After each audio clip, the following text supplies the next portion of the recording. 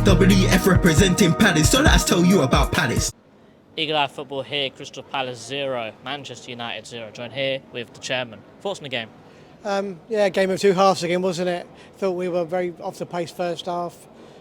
Didn't really press, didn't have much control. I thought the balance was wrong. Probably very lucky not to go in behind. We could have scored, obviously, but they could have scored 2 or 3 comfortably.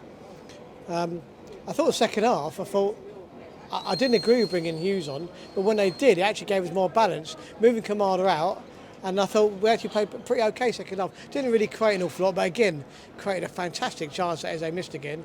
But yeah, that game of two halves, I thought we played much better second half. Probably deserved the draw second half. First half, I thought, we could have easily gotten 2-3-0 down. Eddie Nketiah. He is a striker, but we seem to be trying to play him in the 10 position. For me, he seems to drift too narrow. He's a striker. Do you think he should be played in the number 9 role instead of Nketiah, or do you think that we should keep persevering with him out wide in the 10? I think Nketiah, he needs to be more like a 2 up front, a big man, small man type thing. I think if he played up in the Nketiah role on his own, I think he would struggle. They'll just mark him out of the game. So him playing on the wing, I think, is just trying to give him a bit more freedom. It can't really take too much from today because Man United were 100% better than last year, and they really controlled the game, and we lived off scraps for most of the game, so I'm not really too worried about it today. But when he did get the ball, especially the second half, he had a good run and had a good shot as well, didn't he? So I think they need to find a way. I think maybe instead of having 2 up front, maybe play Eze in the 10 and then having 2 strikers, maybe something like that. But then you can't do that because then you got Munoz will get down, but Mitchell won't. That will fall flat. So you just have to find a way of getting him more into the game.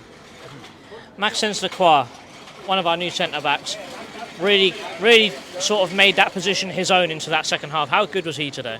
Yeah, to be fair, but we've seen him like Tuesday night, and I've got to be honest, I wasn't that impressed with him. And as the game started today, I thought, I don't know, but he really grew into the game, and I think the change happened just late in the first half, didn't they?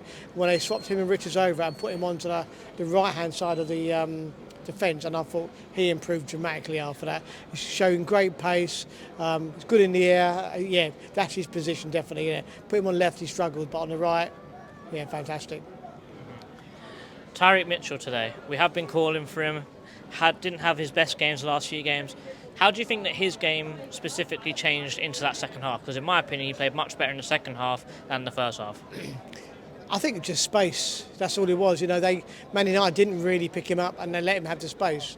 But he's got to improve his game, and his defending is brilliant. But he's got to improve the crossing because obviously the way we play, the fullbacks will get forward and get opportunities to put the ball in. And if you've run 100 yards, the last thing you want to do is overhit the ball by 20 yards, isn't it? Or hit the first man. You've got to try to get good quality deliveries in, and then and once he starts doing that, I think he'll fly. And as we said it all season, there's no backup, there's no one pushing him, there's no jeopardy, is there? There's no if I have a bag at him going off, because there's no one to replace him, is there really?